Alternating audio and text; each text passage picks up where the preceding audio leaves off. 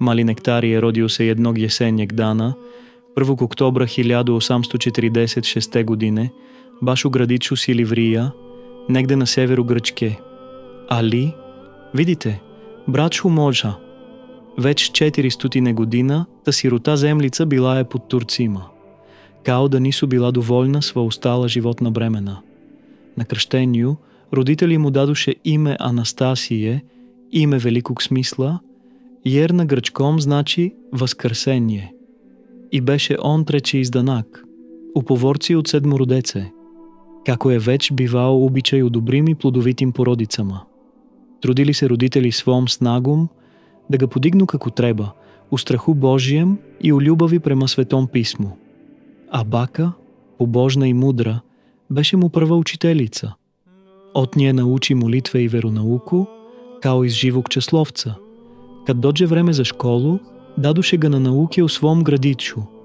Tamo se Anastасije pokaza kao vredan i bistar đak.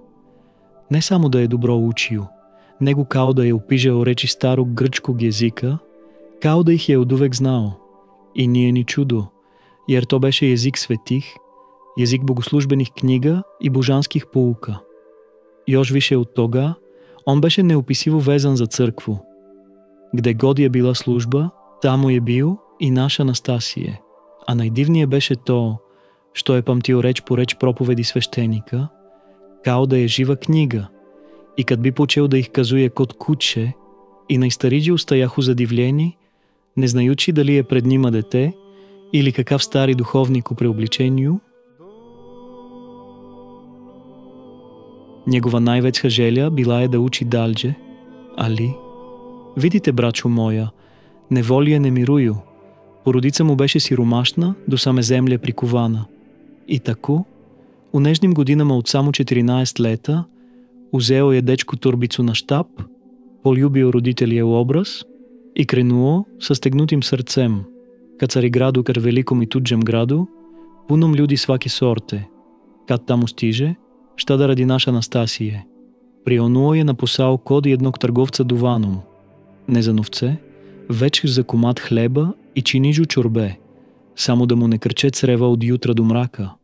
Radio je do iznемоглости, od zore do sunceva заласка, босоног, u pocepanoj odeći, da si mogao pomisliti kako je to drvo usred zime, bez jednog lista na sebi, a ipak, među tolikim bolima, nalazio je utehu u knjigama, u Svetom pismu i u poukama svetih otaca.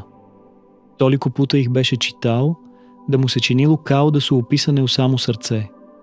Pisao je lepo i čisto i često je pomagao trgovcu u pisanju pisama, ali какво ли je to detinjstvo bilo? Glad, студен, drhtava kost i duša puna samoće. Ipak, nikada nije roptao. Molio se neprestano i podizao oči ka nebu, očekujući utehu od onoga kuđi je gore. A Bog, kako je dobar i milostiv, nije ga ostavio samog.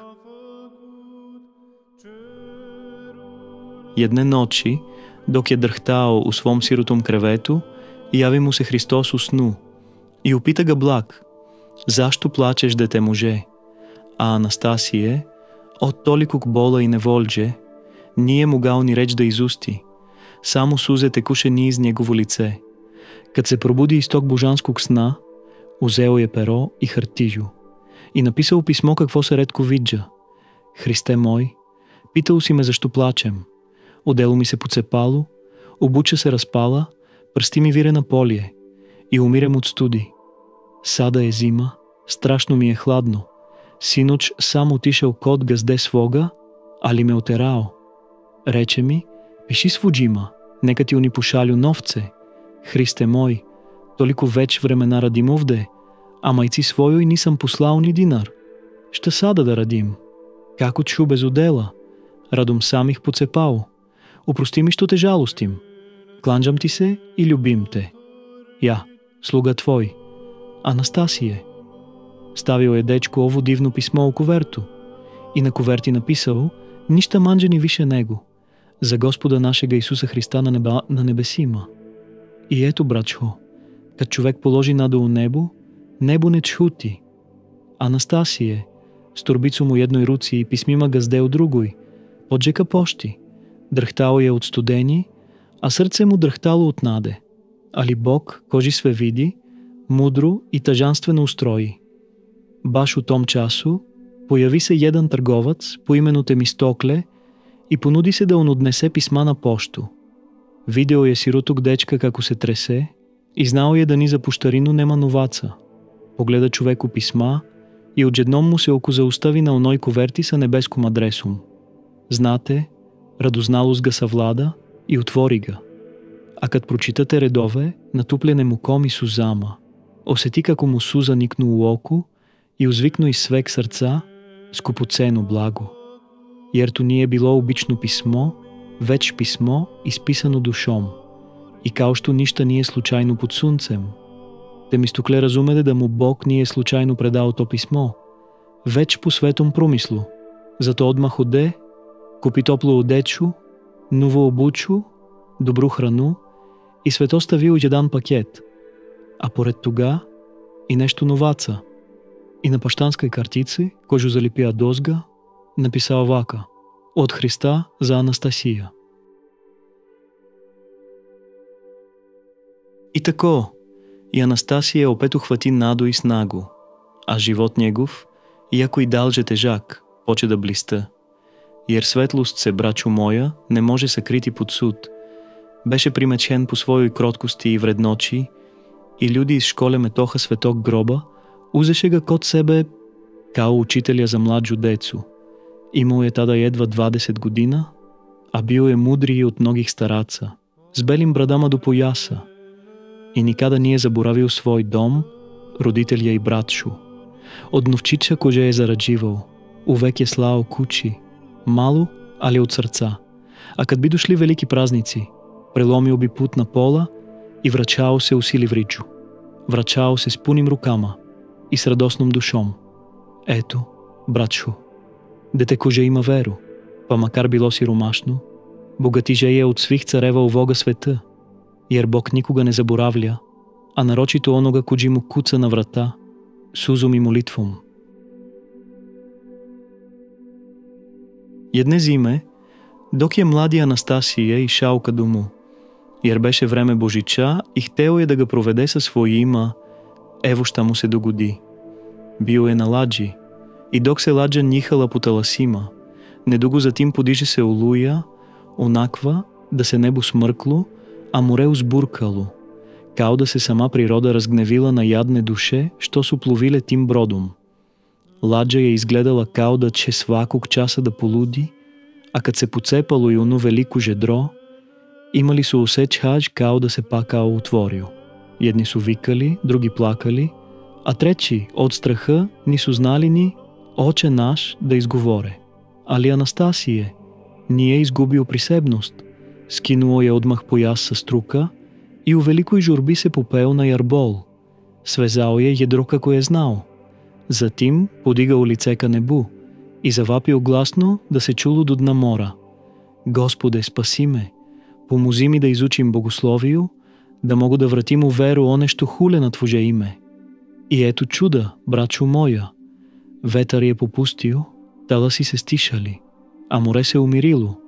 И тако стигоше сви на обало, здрави и неповреджени. А люди гледаха у Анастасия широко отворених очiju, као да су огледали светца пред собом. Напустил е Цариград и повукал се на острово Хиос, върло близо данашния Турске. Тамо е, пуних 7 година, Анастасия као учител и просветител младих умовал село Лити, радио с любовлю и strpljenjem. Jer znao je da samo kroz knjigu i veru može da se promeni narod iz korena. Učeno je decu ne samo slovima i računanđu, nego i ljubavi prema svome narodu, crkvi i Bogu. A vremena su bila teška, jer svi narodi na Balkanu stajali su pod turskim jarmom. Ali Anastasije je neprestano govorio svima oko sebe. Opet će zasijati sunce slobode, jer Бог не оставля народ, који се моли и веруе. И с временом Бог га благослови. Довео ја целу своју породицу на острво, а брата свога послао у школу да учи, да постане и он учители. И што мислите? После неког времена поверише му управо ону школу у којој ја Анастасија предавал. jer njegovo srce bilo je puno radosti, kad je mogao da vidi kako se i drugi, poput njega, dižu iz siromaštva i neznanđa. A u svojoj 27. godini, kada se drugi mladići misle o ženitbi i svadbama uz svirače, Анастасие, вече постал човек мудра духа и чиста сърца, отлучи да заиста следи свое призвание, монашки живот. Оставил е све световно и ушал као изкушеник у манастир Неа Мони. У својој 30 години брат Анастасие би пострижено монаштво и доби име Лазар, име тешке символике, човека възкрслок из мъртвих. Али ниже прошло дуго, вече следече године би рукоположен за джакона, примивши ново име Нектариже. И то име касният чесе с побожностху изговарати от стране люди из свих краева света.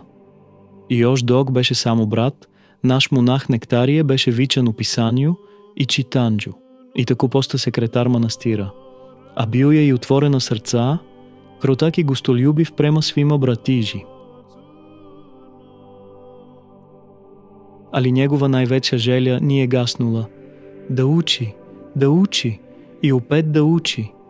Зато са благословом игумана и митрополита, отац Нектариже оде латино да довърши своje школе.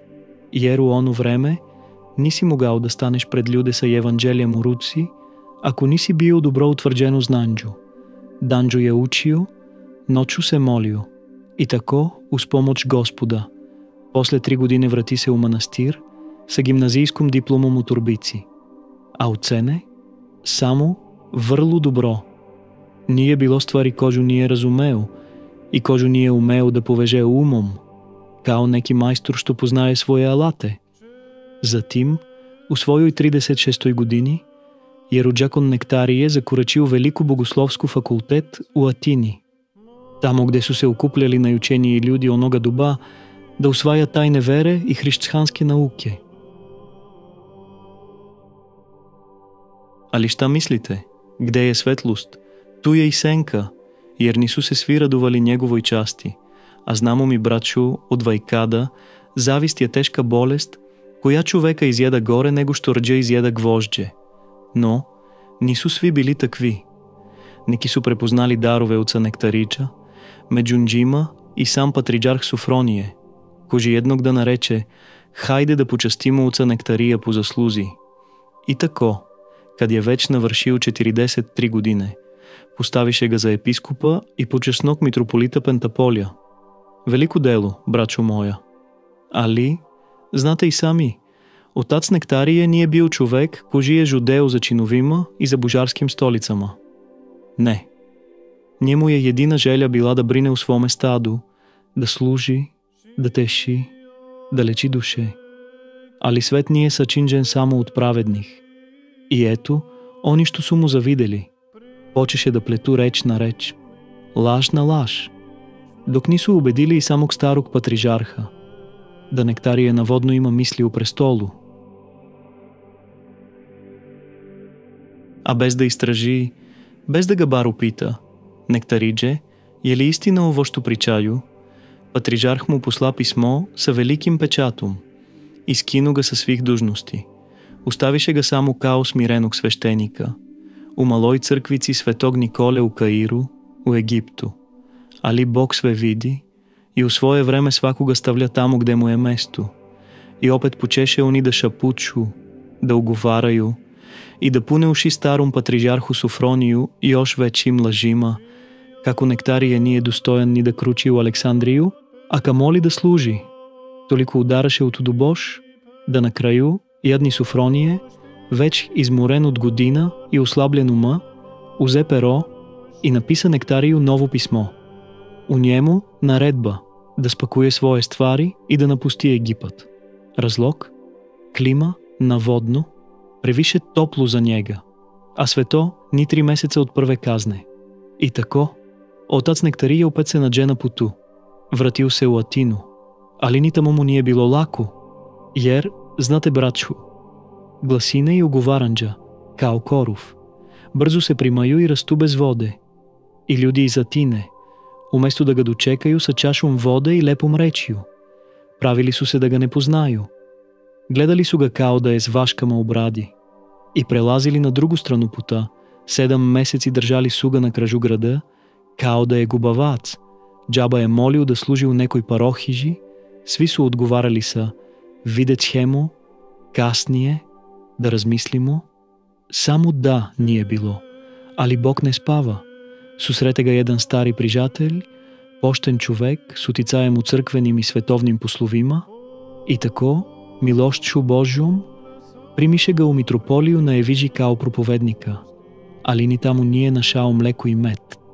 Jer mitroполит беше отсутан, а дочекали ga neki crkveni dostojanstvenicи, архижережи и протосинджели, ljudi горка сърца и пуних ушiju гласина.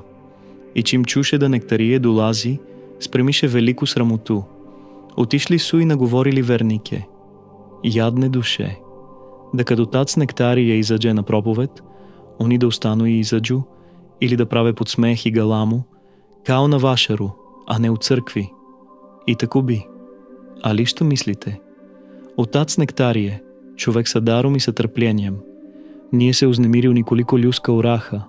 Izgovorio je проповед тихо и лепо, да ти се сърцето пило у грудима. Следече неделие, опет su покушали със своим непристойностима. Али у Вога пута, неки от верних почеше да схватaju.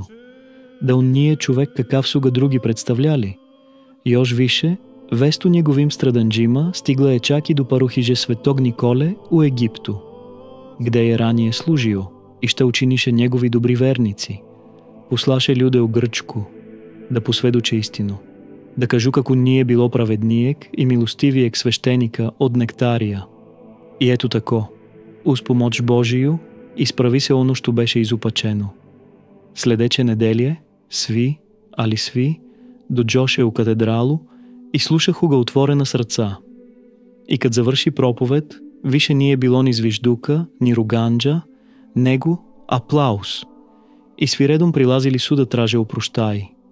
А отац Нектаридже, онако кротък и помирен, вече им беше отдавна опростил. И Ерон nije očekivao slavu od ljudi, već od onoga koji je gore. I u tišini svoga srca slušao je glas Hriста, koji mu je šaputao: U svetu ćete imati nevolje, ali ne bojte se, ja sam pobedio svet. После тога, отац Нектаридже поче да проповеда по свои евижи, по градовима, по селима, у великим и малим църквама, где год га позове народ или где га пошалия дух Господни. Народ беше гладан поуке, гладан речи изабраних, изговорених със смислом и мудрощху. Ер, да будемо праведни. У оно време многи свещеници беху мало необразовани, посебно по селима заборавлени от света. Едва да су знали книгу, а камоли да одрже проповед са добином.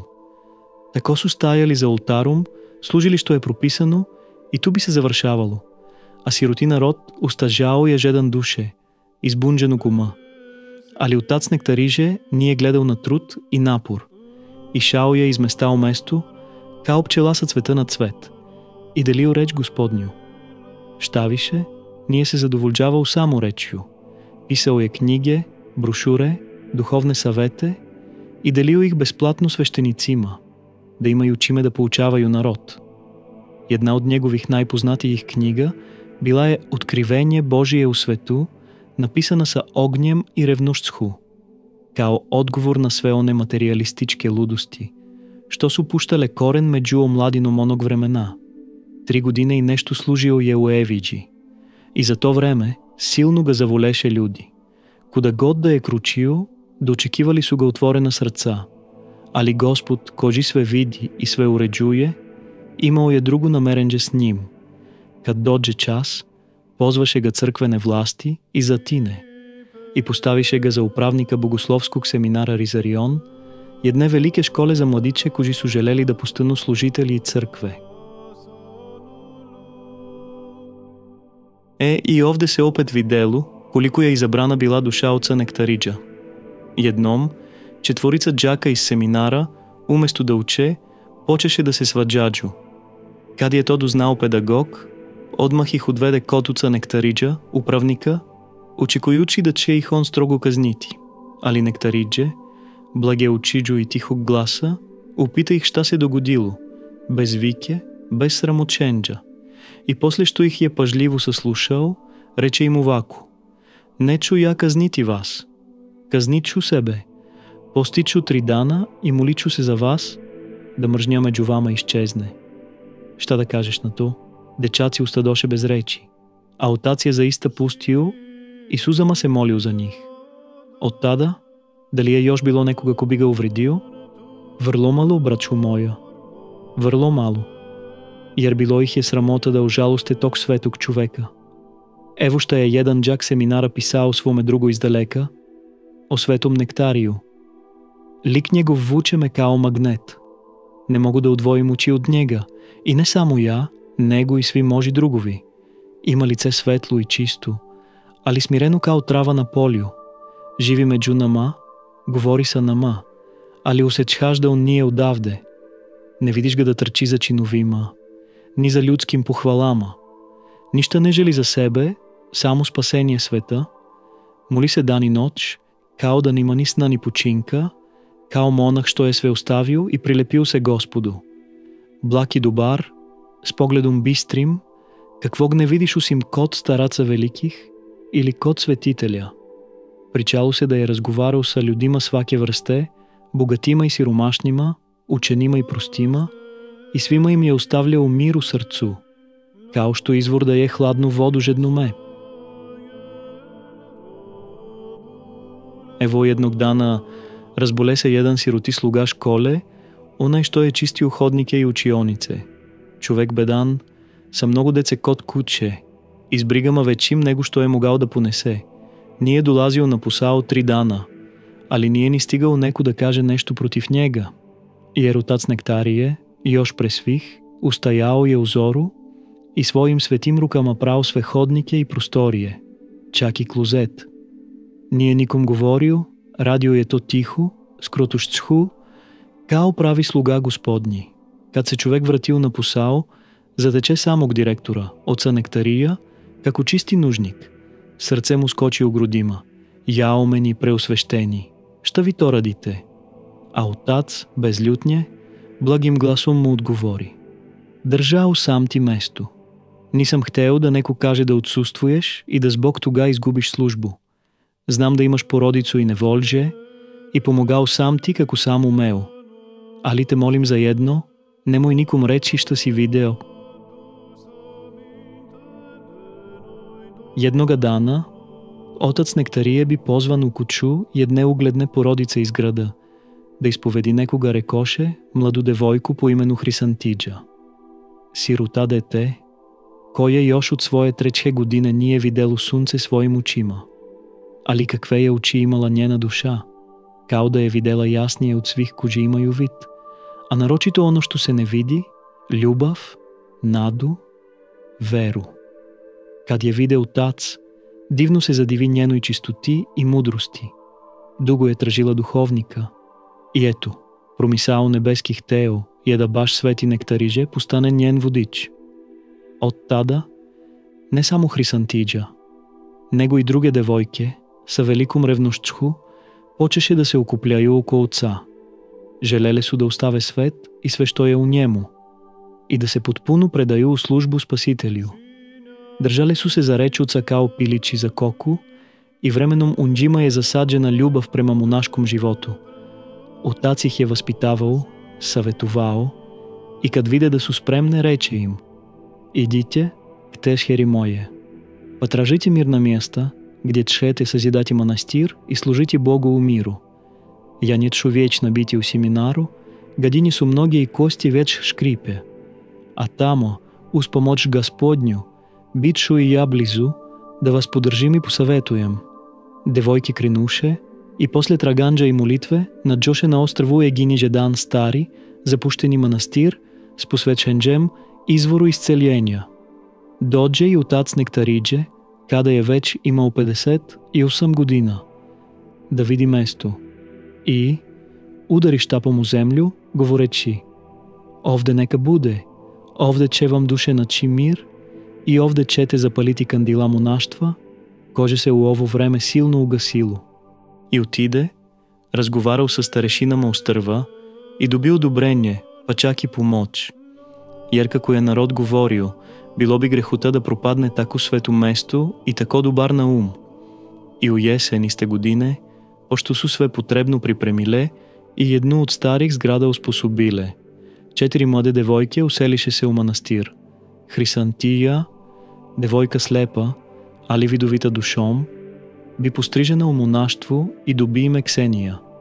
A otac Нектарije остаде njihov duhovni vodič, kao što je bio od samog početka.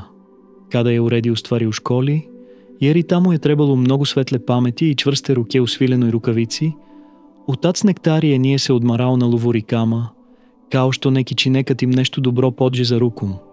Ni pošto. Завърнуo je rukave i prihvatio se uređivanja manastira na ostrvu Egini. Od Atine do Egine bio je sad i povožnije brodom, ali naš otac nije mario za umor, ni za talase, ni za bilo šta. Još više, pisao je sestrama lepo složena pisma, u kojima ih je ispitivao u svemu, od domaćih poslova do stanđa njihovih duša. Brinuo se za njih kao dobar otac, da im ništa ne nedostaje, ni hrana, ni građa za kelije, ni ekseri, ni daske, ni molitva. Ali sad počinje onaj deo najvećeg čuda.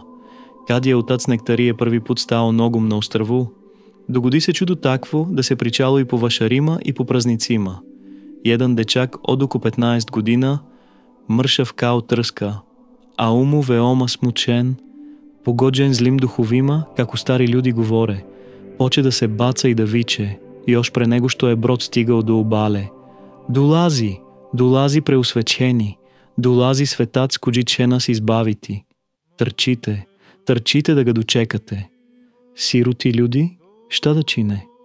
Jedni su pokušavali da ga vežu, drugi da ga smire, ali on je sve više urlao. Dolazi iz Rizariona, той е митрополит Пентаполски, Бог нам шалje pomoć. I kada najzad otac siđe s broda, narod ga dočeka i ispriča mu celu stvar. A otac s licem krotkim i očima ognjenim reče: dovedite mi dečaka. Доведоше ga vezanog. Jadan s očima koje su kolutale i ustima što ponavljaho iste reči. Tada otac Нектариже, s dušom mekom kao topao hleb, podiže pogled ka nebu, izgovori kratku molitvu, takvu da nisi stigao ni Oče naš da довършиш, и потом рече: Духу нечисти и лукави, у име Христа разпеток и възкръслок, изаджи из овог детета. И готово. Дете се смири отмах. Излечи се на лицу места, а народ остаде запанджен, гледаючи оца као живок свеца, и весто томе разшири се по целом острву. Sutradan, kad krenuo otac Nektarije prema manastiru, čekali su ga svi, i s ulica i iz voćnjaka. Svaki je hteo da mu poljubi ruku, da ga dotakne, da mu ispriča svoju nevolju. I evo, priđe i jedna žena, bolesna već mnogo godina, užalošćena i namučena. I čim se dotače halđine oca, reče kroz suze: Благословите ме, преосвечени уче. И nije stigla više ni reč da izgovori, a u tom trenutku ozdravi. Kao da joj je neko skinuo teret s ramena i razvežao ga na vetru. I od tada, dragi mođi, otac Нектариже nije bio samo ktitor jednog manastira, već i iscelitelj duša i tela, učitelj i utešitelj svih nemoći. Jednog vrelog leta, kad kiše nije bilo pune 3,5 godine, ljudi su već gubili nadu. Onako malena, kao zrno prosa, jedva da je unđima ustala.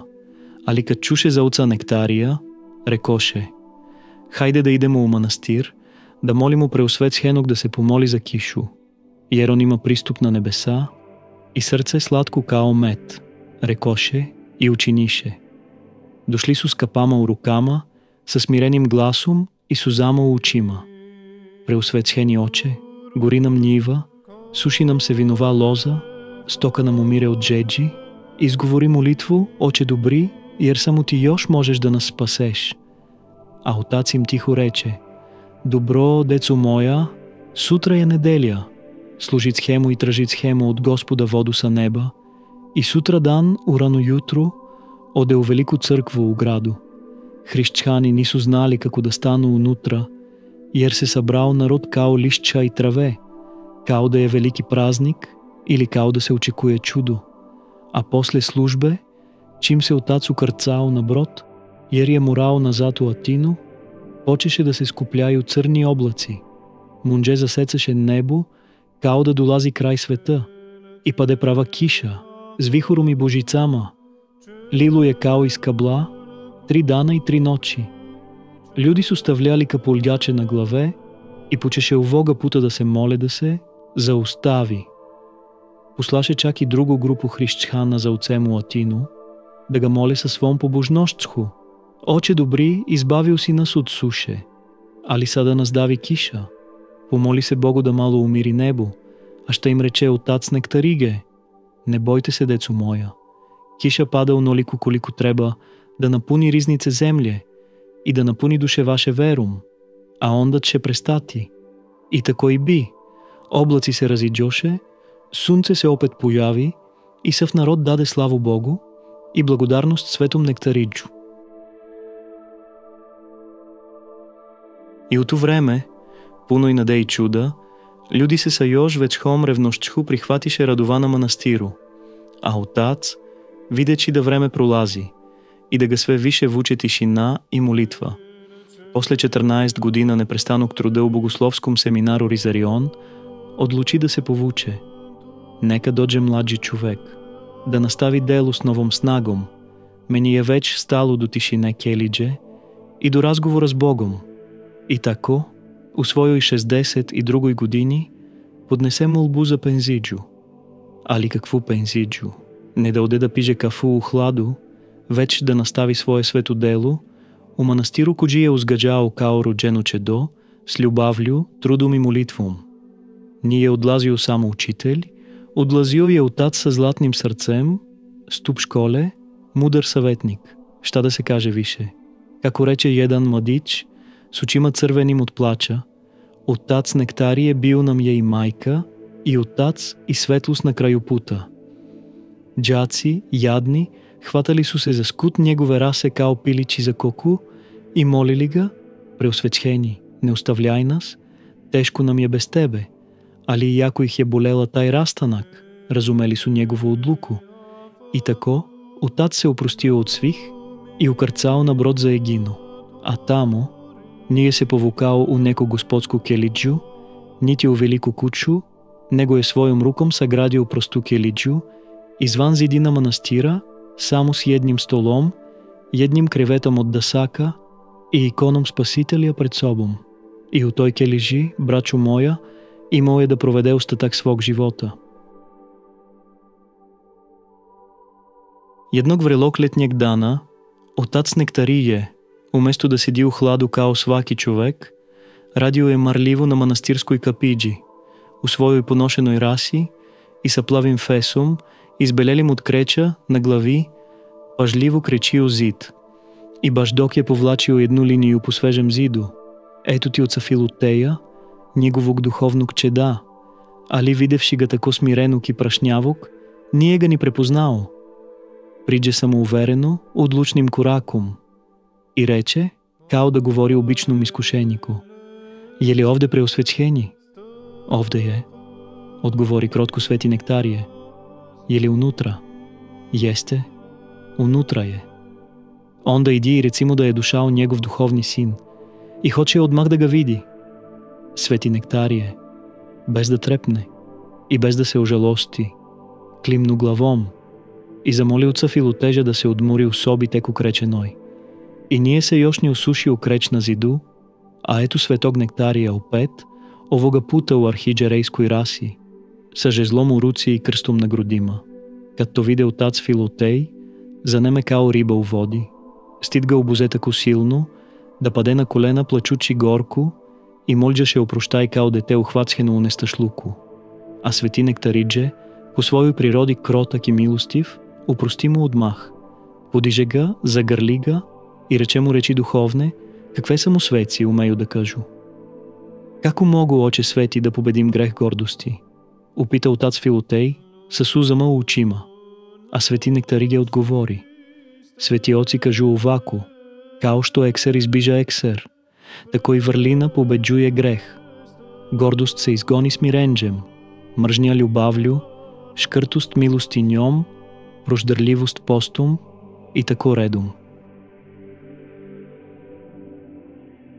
От то време манастир беше упунум за Махо Радова. Долина я отжекивала от чекича, от малтера, от молитви и от зноя, а како се креч без воде не прави, тако ни вера без труда не расте. И ето сестре, са отцем Нектарием начело, схватише да им треба воде. И то не мало, веч пуно, jer посао беше тежак. А като манастиру воде ни е било доволно, рече отац.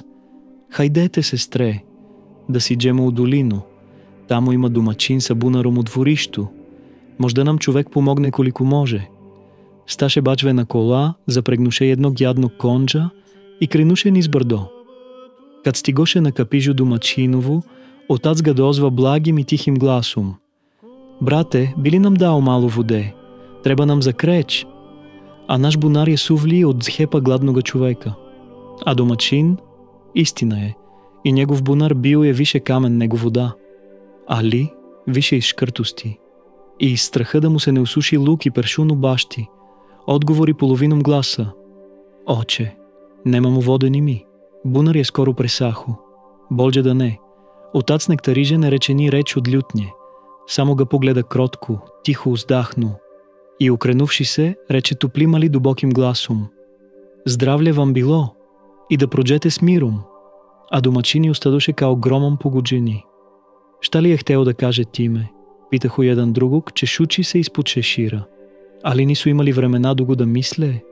Jer не дуго затим зачу се силан хукт из бунара, као да се сама земле отворила. Онай бунар, що е дотът бил више обмана него нада, сада потече као река. Толико воде да поплави свещо затече пред собом. Леже, стазе, тикве и главице белоклука. Домачин и негови падоше на колена, с рукама преко очию и плакаху као деца. Чисто чудо. И како е било природно, нису чекали ни часа.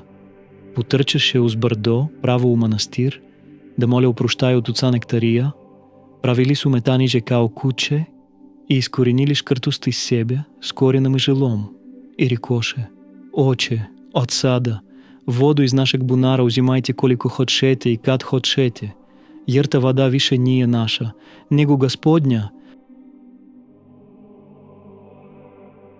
Jednoga dana Свети Нектариже пожеле да се попне на бърдо, до едnog малог параклиса посвеченог светом Дионисиджу. Хтео е тамо да служи свето литургию, на висини, ближе небо и Анджелима. Пенджао се полако и баш кад е стизал уз видюгаво стазо, ето ти, ща да видиш. Една змия огромна, дебела као човекова рука, а дугачка као читава приповест, пресече му пут. Али Свети Нектарие ни трепнуло ние. Са челом ведрим и сърцем непоколебливим. Начин и знак честног кръста и гласно рече: Стой непомично где си, Исус Христос победжуе. И у чуда великога. Змия се još malo преметнуше, као да хоче да покаже свое незадоволство, али он да укамени се на месту. Као да е само небо, със свим силама анджелским. Прикова за землю. Свети проđe поред ние као поред едnog панджа. Одже горе, отслужи литургию како валджа и врати се истим путем, а змижу затече и далже укочено, с избулдженим очима и изпруженим езиком, без снаги и живота. Али то ние све, драги моджи, на светой литургии у олтару. Они кои су имали чист живот и очи прочищ схене пустом и молитвом, видели су ствари кои обичан човек не би могал да опише ни уседам живота. Една от монахиня и сама света по живото говорила е да е често видела поред светог Нектария едnog блиставог младича, обучено ко войнички халджине, лепок лицем и чвърсток као юнака. Бил е то нико други до свети мина, защитник ощечених и пратилат справедних. Стаджао де уз njega као роджени брат по мачу. Усправани вечан. А била е и една друга монахиня, коя ја испричала нешто још чудеснije. Jednog dana, usred liturgije, kada se činilo da su se svi anđeli slili nad manastir, ona vide kako kroz svete двери ulazi jedna žena, lepоте каква се nije mogla videti na zemlji. Lice joj беше кротко, одеча као от саме светлости, а у наручju držaše zlatno dete. Žena priđe svetom nektariju, predaде mu to dete, a onda postade nevidljiva baš u trenutku kad započe aksios. Достойно je zaista. I svi razumeše da je to bila sama presveta Bogorodica sa Bogomladencem Hristom.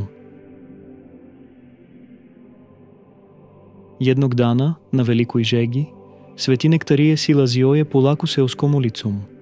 Ugleda ga jedan domaćin iz dvorišta, pa mu doviknu: Preosvećeni, uđite malo da se odmorite u hladu i da popijete čašu studene vode, jer vas sunce peče u glavu. Sвети uđe u dvorište, sede pod jednu staru raskošnu maslinu, primi čašu vode s radošću. A domaćin mu reče: Oče, imam jednu muku.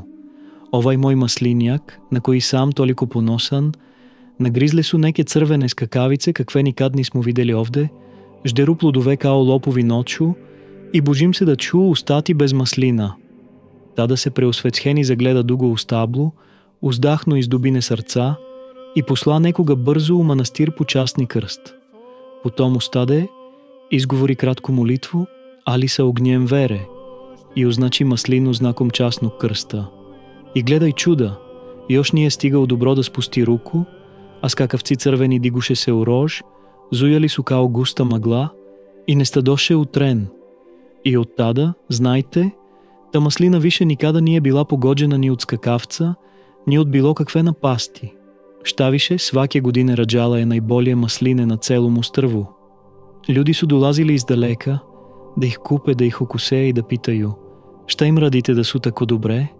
A domaćinu navirivale su suze na oči i govorio je: blagoslovio ih je Sveti Nektarije, eto za to.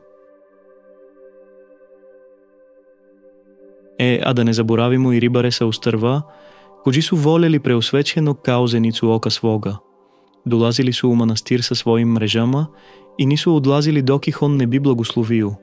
A kad bi Sveti stavio ruku na njih i izgovorio molitvu, oni bi pošli u pučinu i vracali se sa čamcima prepunim ribe, toliko da više nije bilo mesta u korpama. I onda, od svoje dobrote, birali su najlepše ribe, glatke jegulje, zlatne urade od kojih voda kreće na usta, i drugi ljuskari iz dubina, i slali ih u manastir za trpezu monasima. Jednog dana, mati Teodosija išla je zajedno sa Svetim Nektarijem putem koji vodi iz grada ka manastiru. Koračali su polako i odjednom, eto čuda, pred njima se pojaviše dvožica neobičnih ljudi. Ni putnici, ni meštani. Jedan беше Svetи Dionisiže, poznat svim vernima, a drugi vojnik u blistavoj odeći, od koje su oči zasvetlele. Svetي Dionisiže, blagim glasom, reče: Kako si, Nektarije? Dugo te čekam da dođeš. Otac Nektarije, човек Божji, ali ipak човек, malo se potrese, jer nije mala stvar da Настазiju gledaš svece, pogleda pažljivo u vojnika pored Dionisija i s čudom mu pita: Ako je ovaj brat u vojničkoj odeći, to je Sveti Mina i on ovde prebiva. Odgovori Dionisije s blagim osmehom u uglu usana i koliko brzo se pojaviše, toliko brzo postaše nevidljivi. Mati Teodosija ostade otvorenih usta, a Sveti Nektarije se prekrsti i reče: Divna su dela Gospodnja. Ali станite, nije tu kraj. Jedne večeri u vreme večere sestra iz manastira poslaše jednu od njih da pozove Preosvećenog za trpezu, ode ona, pogleda kroz prozor njegove kelije i stade kao ukamenđena. Unutra otac Nektarije razgovarаше sa jednim gostom, mladićem svetlim u vojničkoj odeći. Monahинджа се malo uplaši i stida vrati se ostalima. Nisam ga pozvala, jer ima važnog gosta, jednog blistavog vojnika. Kasnije, kad su se uhrabrile da ga ipak potraže, gosta više nije bilo. Уđe сестра и упита отца: Кой е бил ваш гост вечерас? Какав гост? Упита Свети Нектарие. Па онaj блистави войник, с коđim сте малочас разговарали. Свети се усмехну и благорече: Видела си га и ти, качхери моя? Да, видела сам. Епа, знай, той е бил Свети Мина. И от тада svi u manastiru znali su da nisu sami tamo gore, na brdu. S njima su bili i sveci, i anđeli, i sam živi Господ, koji se javlja u njima što su čista srca i pravedna dela. Отец Нектарие, човек със сърцем великим каото чак от кола и със смиреnim умом, nije sedeo mirno ni danđu ni noću. Час je bio u službi, час u poslu, час на съвету sa монахинджама, час u razgovoru sa siromašnima i nevoljnima. Njih nikada nije odbijao sa manastirske kapidže, nego ih je primao s dobrotom i blagim usmehom, kao da im je oduvek bio svoj. I nije prošlo veliko slavlje, а да у манастир ни е дошло множество народа, из села, из града, са остръва и преко мора. Долазили su s torbama punim nevolja, ali i s nadom u duši. Jer svi su znali, Otac Nektaridže, molitvom i darom Gospodnjim, isceljuje i telo i dušu. Kao da nije bio човек kao svi ljudi, nego svetac u smirenom telu. Ali, драги мои, ма колико благодатна била негова животна стаза. Ето ни Отец Нектаридже nije bio pošteđen bola tela. Jedna stara bolest, silovita i bolna, pratila ga je godinama u tajnosti, kao trn u mesu. Но он никада nije заечao, nije se žalio, nije kukao. Служил je sa strpljenjem i mirom u duši, kao stari vojnik, koji ne odbacuje oružje sve do последнjeg časa. Kad je dostigao 74 godine, osjećao je da se vreme rastanka, od ovog sveta približava. Kao blaga jesen после dugog leta. Събрал je sve svoje snage, uzeo svoj duhovni štab. I još jednom, s pažnjom i krutošću, napasao sve svoje duhovne sinove i kćeri, kao što pastir celiva stado pred rastanak. A kad su se časovi ispunili, otišao je tiho, kao svecka što se gasi bez dima, ostavivši za sobom miris svetости и сузе от любови. И svi koji su ga poznavali rekоше: Bio je човек Божji, kakav se retko rađa pod suncem. I znajte, dragi moji, smrt jednog sveca nije kraj, nego početak. Jer on je otišao Gospodu, ali je ostao sa nama kroz molitve, kroz čуда и kroz ljubav koja smrti nema. И ако вас пут ikada nanese na ostrvo Егино, не заборавайте да свратите у манастир и кажете едно: Господе, помилуй, Светом Нектарию. Jer sigurno vas čuje i sigurno vam odgovara, ali na svoj način. Godine Gospodnje 1920, Отец Нектарие osjećajući da mu se уже života sve više steže, odluči da se još jednom popne na brdo, da ode majci Božjoj Хрисолеонтиси, staroj čudotvornoj ikoni. Poveo je sa sobom dve monahinđe i uzđahao jednog krotkog magarića. Kako je običaj smirenih, nije mu trebala ni kola s pokrivcem, ni kučiže gospodske, šta će svetom čoveku svetske gordosti. Kad su stigli tamo, Otac uđe u crkvu i čim je zakoračio unutra, kao da se sav vazduh umirio, pao je na kolena, sa čelom do zemlje, pred ikonom Majke Božje i počeo da se moli. Nerečima veštim, nego su zamatoplim, kao otac koji ljubi svoju decu. Majko Božja, govorio je drhtavim glasom, budi blizu mene u času stradanja. Kad mi se oči sklope, ti da budeš tu, ne ostavi me samog na dugom putu. I posle mog odlaska, čuvaj svoju kuću, moj manastir, moje monahinje i sve one koji će me s nadom prizivati u molitvi. Posle što se poklonio ikoni Majke Božje, tamo gore, u onoj tišini što se osjeća do srži kostižu. Otac pomisli da malo ostane. Hajde da ostanem ovde nekoliko dana, da se umirim, da nešto zapišem, da misli svoje dovedem u red. Govorio je. Molio se s žarom, pisao sa suzama i neprestano gledao u ikonu. Джери е усечал да оттуда долазе odgovori na teška pitanja koja su ga mučila. Šta će biti sa manastirom, sa monahindžama, sa dušama koje će ga tražiti, sa svim onim što je imao da ostavi iza sebe. Tako je prošlo 15 dana. I jednog blagog jutra otac reče da je vreme da se vrati kući u Svetu Trožicu, pa krenuše opet niz vijugavu stazu sa magarićem i monahindžama koje su ga pratile. Kad stigoše na Đedan Vis, odakle se videlo celo ostrvo, i manastir, i grad, svetitelj zatraži da malo stanu. Станite, да и тя još jednu molitvu uznесem, reče. I kleknu, ostane pomičan, kao da više nije ni disao. Монахинже ga gledahu i usečahu kao da se vazduh okon njega zasladiju, ali една plašljivija po prirodi uplaši se. Боже да nije nešto doživeo, pa priđe polako i lagano ga dodirnu po ramenu. Tada se otac ukrenu prema njoj s dubokom krotušću i reče: zašto si se uplašila i zašto si me prekinula u molitvi? Jadna ona, ucrvene se kao cvekla i odmaknu koraku nazad. Ali светител се насмеши и додаде: благосилям съда последни пут наш манастир и град и цело острво. Еро бързо чу отичи. Куда идете, преосвечени? Опиташе монахинje с очима отвореним као луке. У небеса, отговори он мирно, као да им рече да иде у суседно село по Тамжан. Тада им се ноге отсекоше и почеше тихо да плачу. Поново кренуше по тем и стигоше със стегнутим сърцем у свой волжени манастир. Али дани коджи су уследили, нису били лаки. Отец je vidljivo slabio, bolovi su ga mučili, ali on nikada nije ostavljao molitvu, niti je roptao.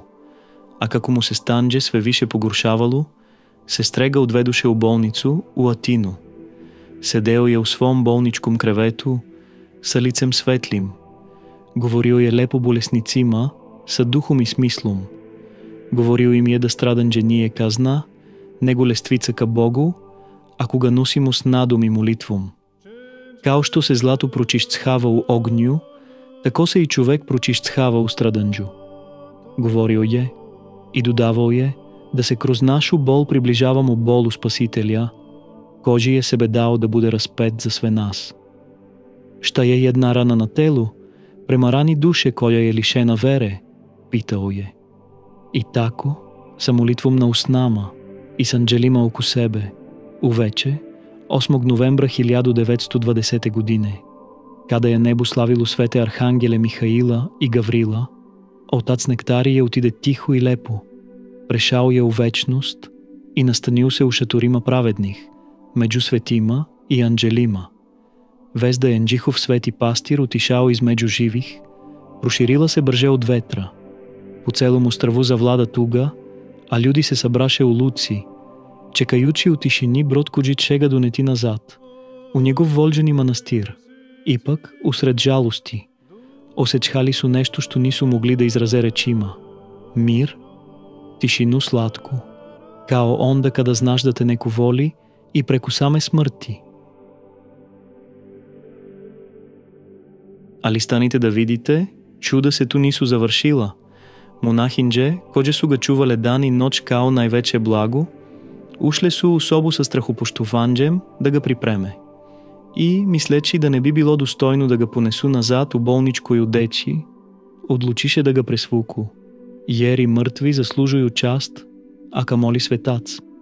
Sused u krevetu bio je jedan jadni hrišćanin, човек снажан иначе, ali nesrećom slomljen.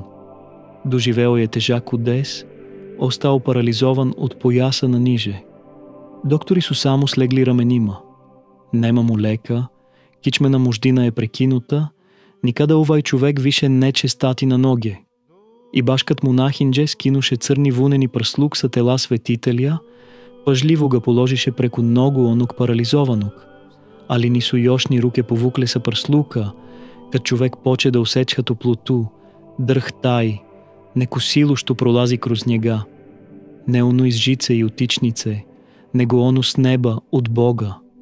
Као да su se neki lanci unutar njegovih kostižu pokidali i da li telu slobodu da se ponovo pokrene. Prvo jedan prst, pa jedna noga, pa obe i Bože sačuvaj, dok si trepnuo od čuđenđa. Човек уста из кревета. Полако, корак по корак, sa suzama što su mu tekle niz lice, poče da hoda, kao da nikada bolesti niže imao. Nije mogao da veruže svojim nogama, ni svojim očima, ni svojim ušima. Gledao je u monahinđe, a monahinđe u njega. Svi ustadoše zanemili od čuda. I tada počeše plačevi. Monahinđe, s maramicama na očima, celivale su ruke svetitelju i vikale: Čudo, čudo! A bolesnik, sa glasom gušenim od suza, šaputao je kroz ridanje: Dao mi je Bog dar preko ovog svetitelja, dao mi je opet život. I tako se vest pronese, brže od potoka niz brdo, kroz celu bolnicu i potom kroz ceo grad, da sveti otac Nektarije, iako prešao u večnost, i dalje deluje. Nije bilo čoveka u Egini sa srcem živim, da nije dušao u luku, kada je stiglo sveto telo njihovog pastira, usnulo ku Gospodu. Svi obučeni u crno, kao da je žalost prekrila ceo svet. Zvona zvonila neumorno, sa jadikovnim zvukom, što ti kida dušu, a parobrod, što ga je dovezao, i on sav ogrnut crnim bržacima. Sveštenici i monaси, mladi i stari, momci i majke s decom u naručju, svi su hteli da dotaknu, makar na tren, ковчег svog svetitelja. Kada su stigli u manastir, položili su ga sa najvećom čašću u hramu. Monahinđe plakale kao dečica bez majke, a među njima stažalo je sveto telo puno mira. Kuđe, čudo veliko, nije mirisalo na smrt, već je iz sebe izlivalo nebeski miomir, kakav svet još nije upoznao. I šta mislite? Na njegovom čelu pojavile se kapljice mira, kao rose nebeske, što su se slivale niz lice. Kao da ga sam Bog pomazuje svetim ulijem, tada stadoše jeromonasi i sveštenici da čitaju stubove. Već je bilo 2 sata posle ponoći, ali nikome nije padalo na pamet da ode. Narod je ostao pogružen u molitvi, kao da se vreme samo zaustavilo. I kad se završila služba, ustala je mati Ksenija, igumanija, sirota, što nije imala vida očima, ali je videla srcem i duhom. I rekla je ona, tihim ali odlučnim glasom: Bratšhu, svetlost svetitelja nije ugašena, nego se još jače zapalila na nebu. Nemojmo ga oplakivati kao izgubljenog, nego mu se molimo, jer sad je živli nego ikad. I svi su klimali glavom, jer usecali su u duši da je tako.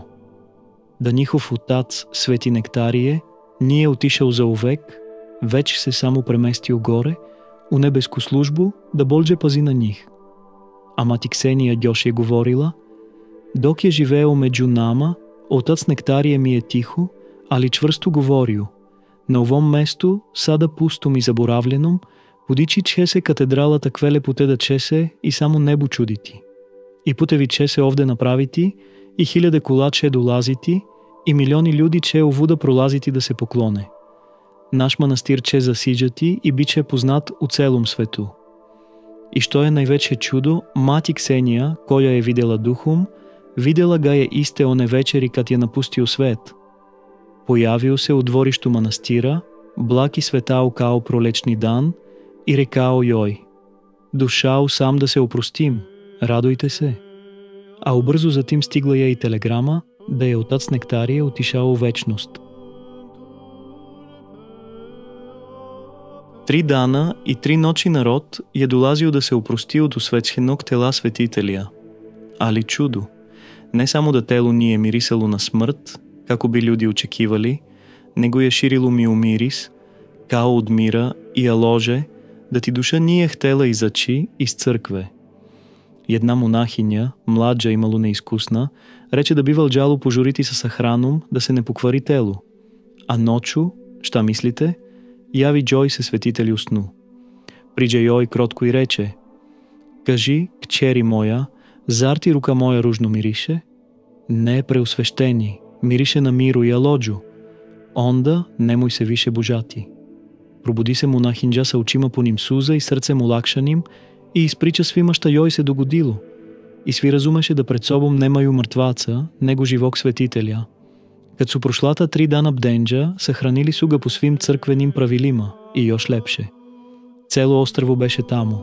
Od najmlađih do najstarijih, sveštenici, učitelji, đaci, ljudi iz Atine i iz svih krajeva, koji ga ili poznavahu, ili su samo čuli njegovo ime kao zrak svetlosti. Položiše ga na istok, kako i priliči pravednicima. A nije bilo žalosti, nego една тъжанствена радост, jer iz jednog zemaljskog kraja rodio se nebeski početak. I čudesani su dugo čekala. Народ je dolazio, klanjao se, iscelđivao, vraćao se Bogu sa dušom i telom, a sveti Нектариже постаде njihov putovođ i uteha.